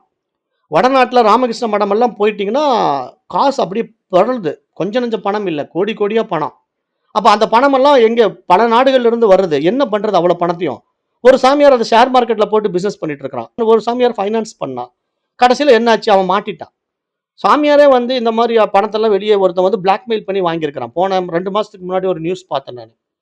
அந்த 2 மாசத்துக்கு முன்னாடி ஒரு நியூஸ்ல என்னன்னா, ஒரு ராமகிருஷ்ண மடத்த சேர்ந்த ஒரு சாமியார் கிட்ட இருந்து ஒரு ஆன்லைன்ல வந்து இந்த இவங்கலாம் இருக்காங்கல்ல, பிளாக் அது எனக்கு சரியா பேர் சொல்ல தெரியல. அதாவது இந்த மாரி சமூக விரோதிகள், சைபர் கிரைம் வந்து அவங்கள கண்டுபிடிப்பாங்க. அந்த மாரி சைபர் குற்றவாளிகள் என்ன பண்றாங்கன்னா, அந்த சாமியார பிளாக்மெயில் பண்ணி எத்தனையோ கோடி வாங்கிட்டாங்க. அந்த சாமி அது தெரியாம குடுத்துக்கிட்டே இருந்திருக்காரு. அவன் அவ்வளோ தூரம் பார்த்தீங்கன்னா, அவன் பிரெயின் வாஷ் பண்ணியிருக்கான்.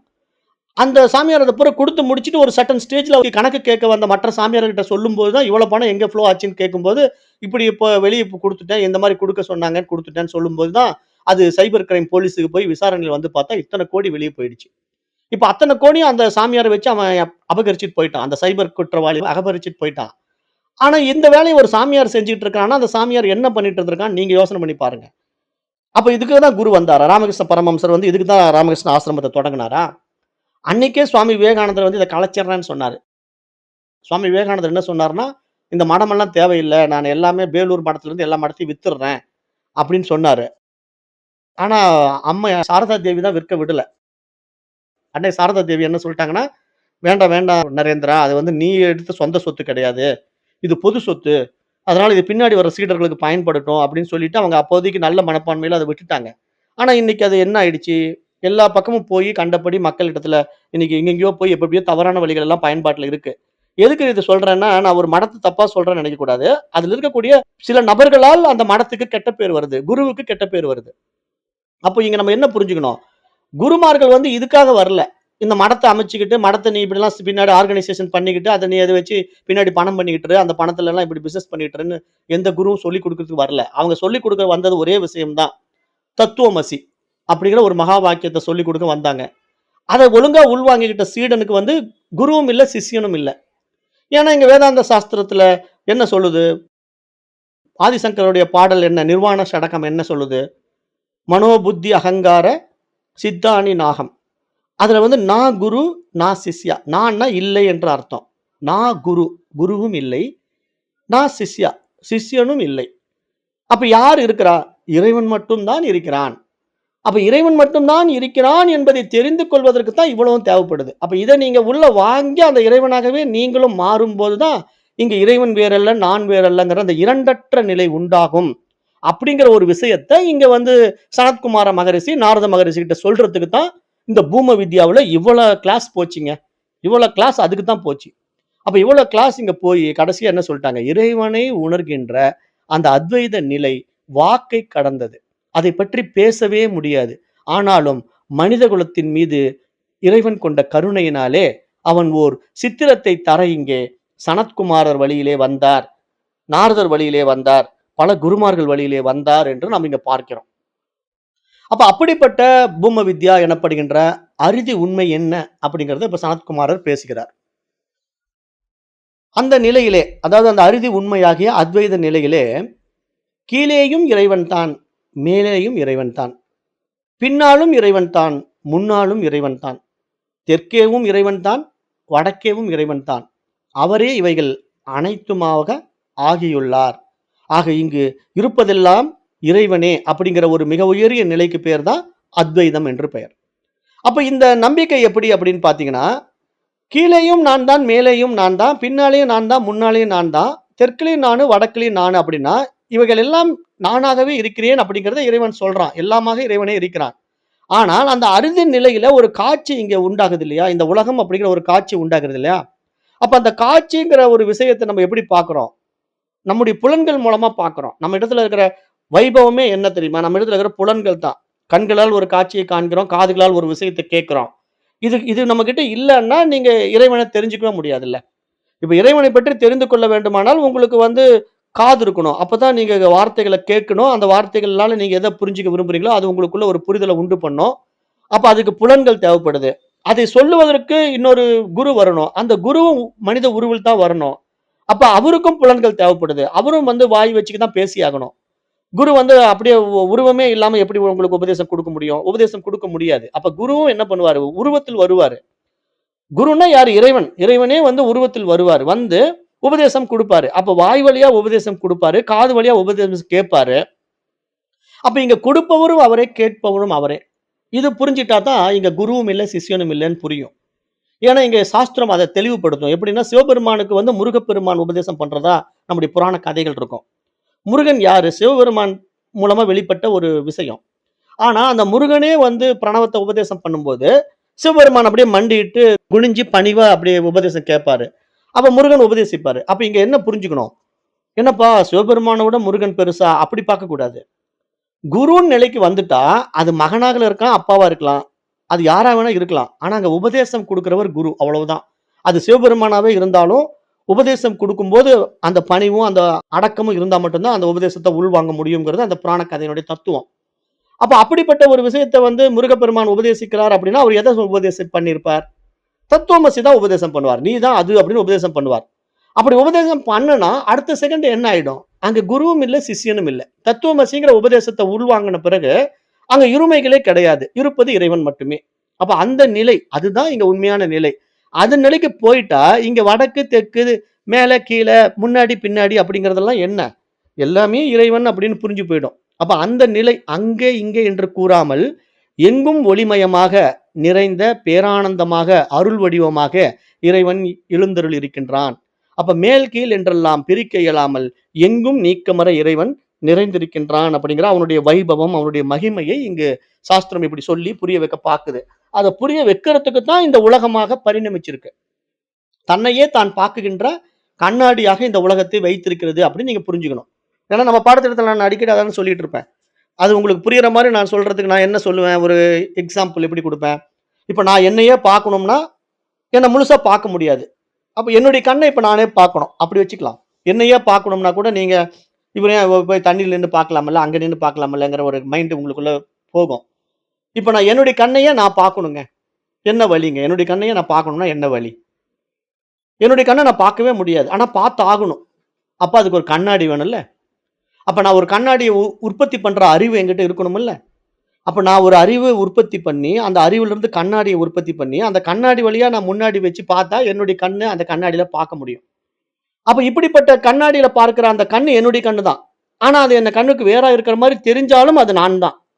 ஆனா, உண்மையான நான் அது இல்ல. உண்மையான நான் இந்த பக்கம் இருக்கிறேன். கண்ணாடியில இருக்கிறது ஒரு போலி நான். அப்ப அந்த போலி நான்ங்கிறது தன்னை நான் என்று அபிமானிக்கிறது எதனால? அந்த கண்ணாடிக்கு அறிவு வந்துட்டா அபிமானம் பண்ணும். அப்படித்தான் இங்க உலகம் உண்டாகியிருக்கு. இங்க உலகம்ங்கிறது என்னன்னா, இறைவன் தன்னையே தான் பார்க்கின்ற வைபவமாக, மகிமையாக இந்த உலகத்தை உண்டு பண்ணான், சிருஷ்டி பண்ணான். அந்த சிருஷ்டியில பல்வேறு பரிணாமங்கள்ல பயணம் பண்ணான். அந்த பயணத்தினுடைய இறுதியாக மனிதன் வந்தான். அப்ப மனிதன் தன்னிடத்தில் இருக்கின்ற 6ஆம் அறிவு பரிமாணத்தை பயன்படுத்தி, தன்னையே தான் உணர்ந்து கொண்டா, இறைவன் தன்னை உணர்ந்து விட்டான்ங்கிறது அர்த்தம். இவ்வளவுதான் விஷயம். இந்த எந்த மனிதன் வந்து இந்த விஷயத்துக்குள்ள அழகா பயணம் பண்ணி, அவன் புல்லாய், புழுவாய், பறவையாய், மிருகமாய், பாம்பாய் எல்லாம் பொறந்திருக்கலாம். ஆனா அவன் மனிதனாக வந்த பிறகு, அந்த மனித பிறவிக்கே உண்டான சிறப்பாக இருக்கின்ற பகுத்தறிவு பரிமாணத்தை பயன்படுத்தி, நன்மை தீமைகளை விசாரித்து விவேகத்தினால விழித்துக் கொண்டு, அதில் நித்தியமானது எது, அநித்தியமானது எது என்பதை பகிர்ந்து பிரித்து பார்த்த நிலையில, இங்க இறைவன் மட்டுமே நித்தியம் என்று உணர்ந்து விட்டா, இங்க இவன் கிடையாது. இவன் அடுத்த வினாடி தன்னை இழந்து விடுவான். ஏன்னா இவனிடத்துல பிரகாசிக்கின்ற அறிவே அவனுடைய அறிவு. இவன் கண்ணாடியில பார்க்கிற உருவமே அவனுடைய உருவத்த கண்ணாடியில பார்த்துக்கிட்டு இருக்கிற மாரி இறைவன் இங்க பார்த்துக்கிட்டு இருக்கான் தன்னையே. அப்ப தன்னையே தான் பார்க்கின்ற அந்த வைபவத்த ஒருவன் தன்னுள் உணர்ந்து விட்டா, அவன் வந்த வேலை முடிஞ்சது. என்ன?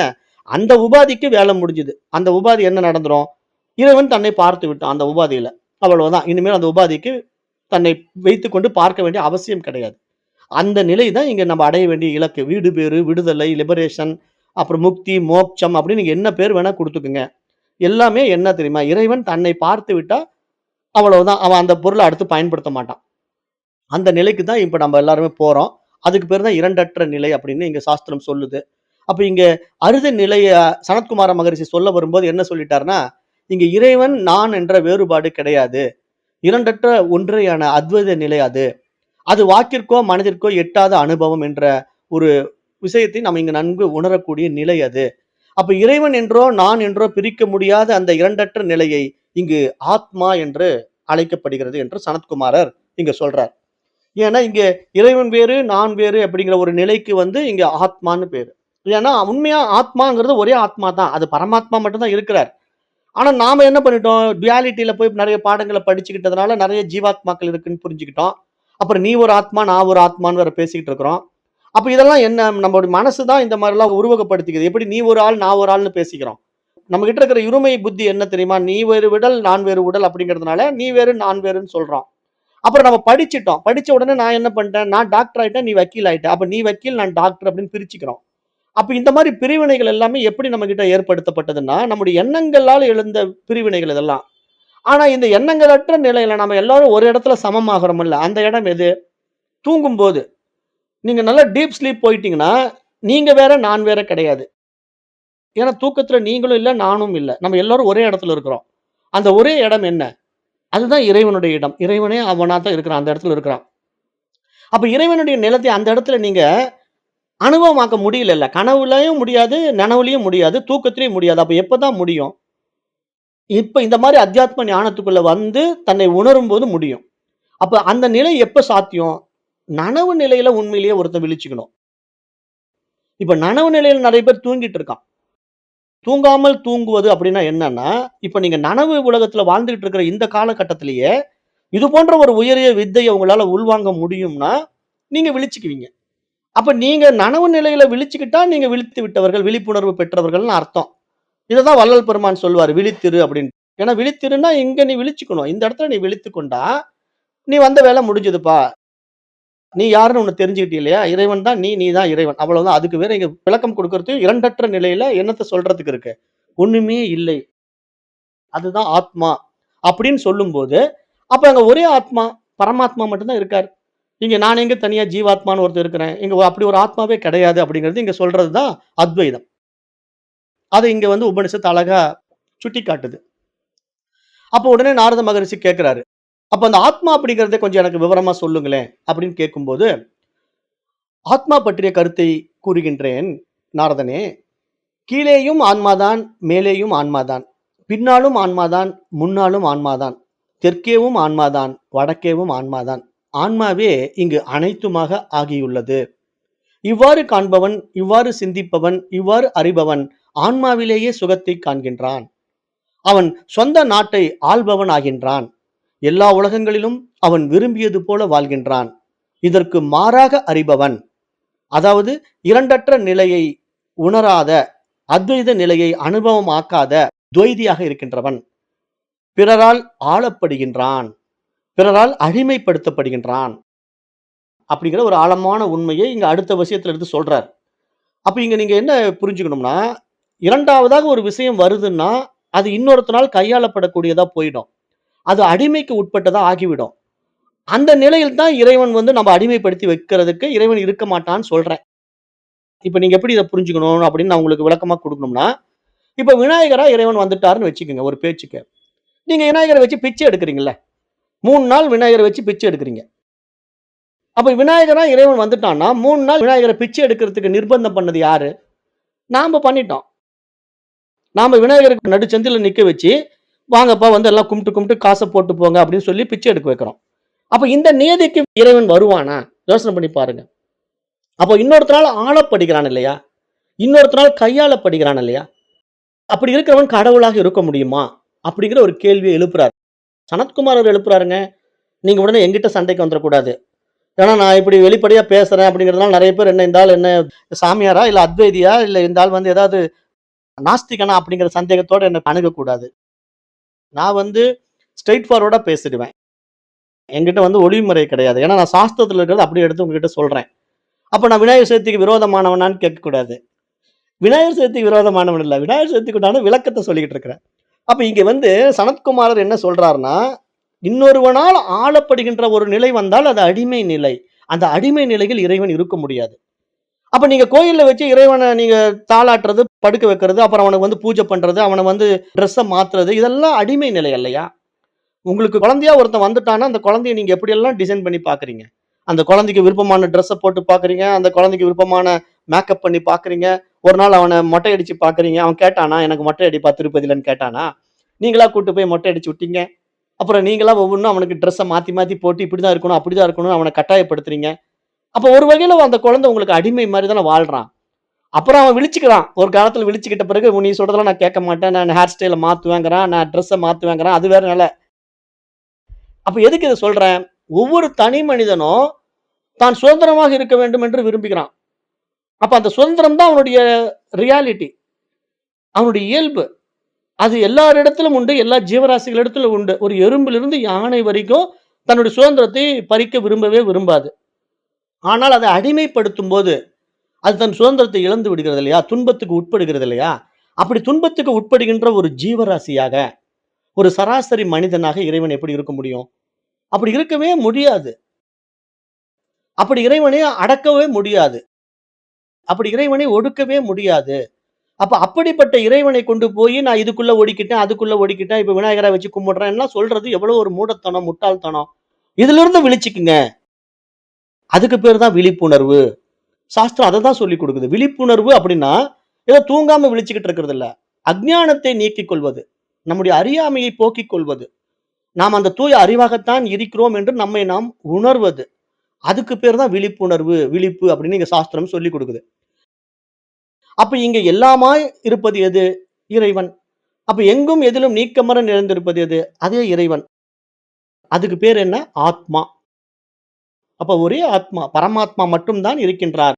பரமாத்மாவுக்கு வேறாக இங்கு எதுவுமே படைக்கப்படவே இல்லை. அப்ப படைப்புங்கிறது என்னங்க?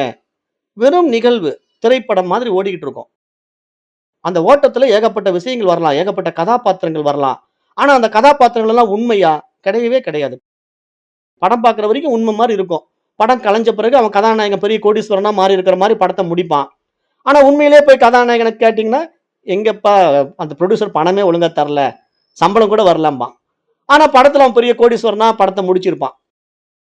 அப்ப அத வச்சு நீங்க ஒரு மூடத்தனமான வாழ்க்கைய வாழ்றதுல யாருடைய தப்பு? இப்ப அப்படிதான் ஆச்சு. இன்னைக்கு வந்து என்ன ஆச்சுன்னா, இந்த உலகமே வந்து திரைப்படம் தெரியாம, திரைப்படத்தையே உலகமா மாத்திட்டானுங்க. அதாவது உலகமே திரைப்படம்ங்கிறது ஞானிகளுடைய பாஷை. நல்லா புரிஞ்சுக்கணும். இந்த உலகமே திரைப்படம்ங்கிறது ஞானிகளுடைய பாஷை. ஆனா, திரைப்படமே உலகம் என்பது அஞ்ஞானிகளுடைய பாஷை. அத நம்ம கண்கூடா பார்க்கிறோம். பாருங்க போன வாரம் விஜய் வந்தாரு மதுரைக்கு. மதுரைக்கு விஜய் வந்த உடனே பவுன்சர் பாத்துங்க ஒருத்தன் தூக்கி வீசுறான். விஜய பார்க்கறதுக்கு அவன் அப்படியே வேகமா போறான். சந்தோஷத்துல தன் தலைவா தலைவான்ட்டு அவன் பக்கத்துல அவன பார்க்க போறான். உடனே பவுன்சர் தூக்கி வீசுறான் பாருங்க. அப்ப விஜயினுடைய உயிர் வேற, அந்த விஜய பார்க்க வந்தவனுடைய உயிர் வேறங்கிறது தான் அவன் பார்க்குறான். பவுன்சர் பார்க்குறான். அடுத்த செகண்ட் அவன் தூக்கி வீசினவன் அவன் கீழ விழுந்து மண்டை கிண்ட உடைஞ்சு போய் சேர்ந்திருந்தான்னா, அவன் வாழ்க்கையே முடிஞ்சுதா? அப்ப எவ்வளவு ஒரு அஞ்ஞானம் பாருங்க. அதுக்கு கூட்டம் அப்படி அலமோதுது. அந்த விஜய பார்க்கறதுக்கு. ஒரு திரைப்படத்துல நடிச்ச ஒரு போலி ஆள. திரைப்படத்துல அவன் பெரிய பணக்காரனா வாழ்வான். திரைப்படத்துல 4 பேருக்கு நன்மை செய்ற மாரி வாழ்வான். திரைப்படத்துல அன்னதானம் பண்ற மாரி இருப்பான். திரைப்படத்துல வந்து மக்களுக்கெல்லாம் அப்படியே சமூக சேவை செய்ற மாரி வாழ்வான். அதுங்கெல்லாம் உண்மைன்னு நினைக்கிறான் பாருங்க. எவ்வளவு மூடனா இருக்கிறான். எவ்வளவு மூடர்களா இருக்கிறார்கள் மக்கள் பாருங்க. மக்களுடைய மூடத்தனத்த நீங்க வந்து YouTubeல பார்த்தாலே தெரியும். மில்லியன் கணக்குல, பில்லியன் கணக்குல அதுல மக்கள் பார்த்திருக்காங்க. அந்த மூடத்தனமான விஷயங்கள. ஆனா, இப்ப நாம சாந்தோக்கிய உபநிஷத்த 300 பேர் கூட பார்க்க மாட்டேங்கிறான். இந்த சப்ஜெக்ட்ட நான் YouTubeல போடுறேன். 300 பேர் கூட பார்க்க மாட்டேங்கிறான். ஆனா, அது மில்லியன் கணக்குல பார்க்குறாங்க. ஏன்னா, அந்த திரைப்படம் தெரியல. வாழ்க்கையே திரைப்படம்ங்கிறத தெரியாம வாழ்ந்து கொண்டிருக்கிறவர்கள், திரைப்படத்தையே வாழ்க்கையாக மாற்றிக் கொண்டார்கள்.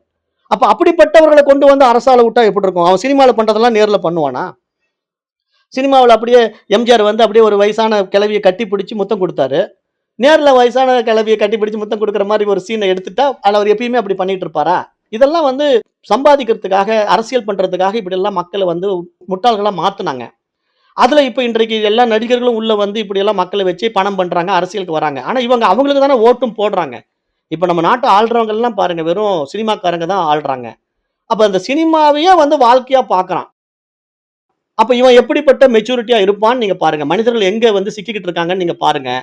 அப்ப இப்படிப்பட்ட மக்கள நீங்க மாத்தணும்னா, எப்படிப்பட்ட கல்வி குடுக்கணும்னு பார்க்கணும்.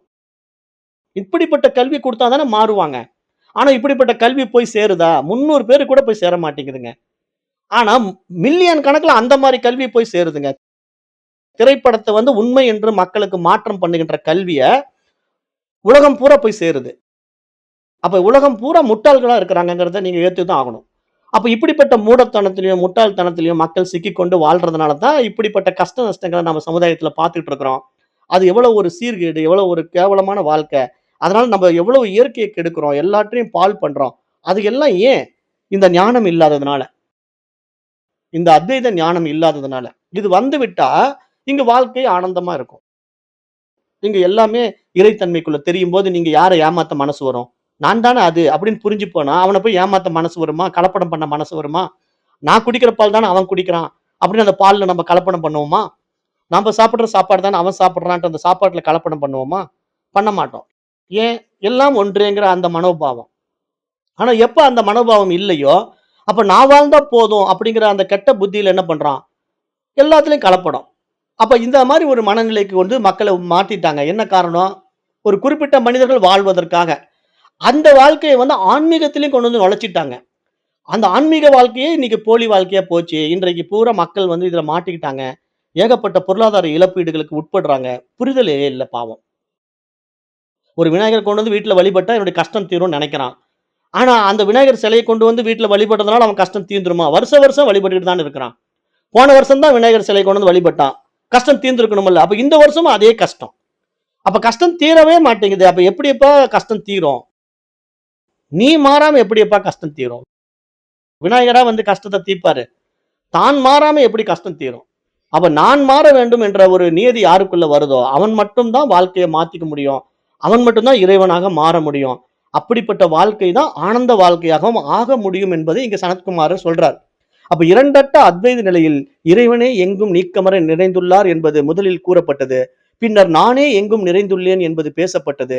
எனவே அந்த நிலையில் இறைவன் என்றோ நான் என்றோ பிரிக்க முடியாது. அந்த நிலையை ஆன்மா என்று குறிப்பிட்டு அந்த ஆன்மாவே எங்கும் நிறைந்துள்ளதாக கூறுகின்றார் சனத்குமாரர் என்பதாக இந்த 25வது பகுதி நிறைவடைகிறது. அடுத்த நிலை அப்படியே இந்த பாடத்துல இன்னும் போகும். நிறைய இந்த சனத்குமாரருடைய தொடர் வகுப்புகள் வந்து போயிட்டே இருக்கும். இப்போ இந்த மாதிரி நிலையில இப்போ இறைவன் எங்கும் இருக்கிறான், எதிலும் இருக்கிறான் அப்படிங்கிற இறைவனை வந்து நம்ம அனுபவம் ஆக்குறதுக்கான வழிகள் என்ன? அப்படிங்கும்போது நம்ம ஃபர்ஸ்ட் ஞானத்தினால இறைவனை எப்படின்னு தெரிஞ்சுக்கணும். நாம உருவத்துல வழிபாடு பண்ற மாதிரி இறைவன் இருக்க மாட்டான். அப்படி இருக்கிற இறைவன் நேர்ல வரவும் மாட்டான். ஏன்னா என்னைக்காவது ஒரு நாள் விநாயகர் நேர்ல தோன்றி, பக்தா உனக்கு என்ன வேணும் கேளுப்பான்னு சொல்லியிருக்காரா? அல்லது என்றைக்காவது பெருமாள் வந்து நேர்ல தோன்றி உனக்கு என்ன வரம் வேணும் கேளுன்னு சொல்லியிருக்காரா? சினிமாவுல தான் கேட்பாரு. சினிமால வேணா பெருமாள் வந்து கேட்கலாம், விநாயகர் வந்து கேட்கலாம். நேர்ல ஒரு நாளாவது எந்தையாவது விநாயகர் வந்து கேட்டிருக்காரான்னா கேட்கவே மாட்டார், கேட்கவும் முடியாது. கனவுல வேணா கேட்கலாம். சினிமா எப்படி கனவு காட்சியோ, அது மாரி கனவும் ஒரு கனவு காட்சி தானே. அதுல வேணா விநாயகர் கனவுல வந்தாருங்க, எனக்கு என்ன வேணும்னு கேட்டாருங்கன்னு வேணா இவன் சொல்லிக்கலாம். ஆனா சொல்லிட்டானே தவிர, அது விநாயகர் என்னத்த குடுத்தாருப்பான்னு கேட்டா, அது சரியா எனக்கு கனவுல தெரியலீங்கம்பா. அது மாரி தான் நேர்லயும் நடந்துட்டு இருக்குல்ல. அப்ப இதெல்லாம் நம்ம புரிஞ்சுகிட்டு, அப்ப உண்மையா இறைவன நமக்குள்ள அனுபவமாக்குறது அப்படின்னா, இறைவனுடைய சக்திய நமக்குள்ள உணரணும். இறைவனுடைய வைபவம், இறைவனுடைய மகிமை, அவனுடைய அந்த பெருமையை நமக்குள்ள நம்ம உணர்றது தான் இங்க இறை அனுபவம், இறை அனுபூதி அப்படின்னு இங்க சாஸ்திரம் பேசுது. அப்ப அப்படிப்பட்ட சக்தி என்ன? அப்ப இறைவனை தன்னுள் நாம் உணர்வது எப்படி? அப்படிங்கிற இன்னும் இதனுடைய அடுத்த வகுப்புகள்ல இதைப் பற்றி விரிவாக பார்க்கலாம். இப்ப இன்றைக்கு நான் நேரம் கருதி இந்த வகுப்பை நிறைவு செய்கின்றேன். நன்றி. ஓம் தத் சத்.